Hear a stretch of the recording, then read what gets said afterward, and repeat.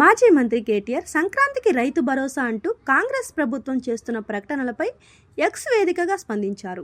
ప్రకటనలు కాదు పథకాలు అమలు కావాలన్నారు. కోతలు కూతలు కాదు చేతులు కావాలంటూ చురకలంటించారు. అధికారంలోకి వస్తే ఎకరాకు ఏడాదికి 15,000 అంటూ ఊదరగొట్టారు. కానీ ఏడాదిగా ప్రకటనలతోనే కాలం వెల్లదీస్తున్నారని కేటీఆర్ ఫైర్ అయ్యారు. అర్హుల కోసం అమలు కోసం మంత్రివర్గ ఉపసంఘమని సభలు సమావేశాలు పెట్టారని విమర్శించారు.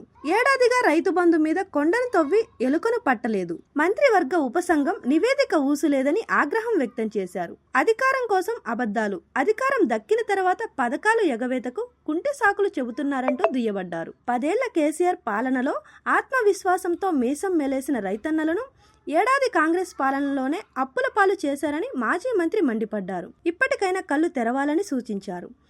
వర్షం కురుస్తుందో లేదో, సాగునీరు అందుతుందో లేదో, కరెంటు వస్తుందో లేదో, పెట్టిన పెట్టుబడికి తగిన దిగుబడి వస్తుందో లేదో తెలియకున్నా భూమిని నమ్మి సేద్యం చేసి ప్రపంచానికి బువ్వను అందించే రైతన్నులకు భరోసా ఇవ్వాలని కోరారు. అమ్మల విషయంలో, అన్నదాతల విషయంలో వివక్ష చూపరాదని, పథకాల అమలు ఎగవేతకు కారణాలు వెతకొద్దని కేటీఆర్ హితవు పలికారు.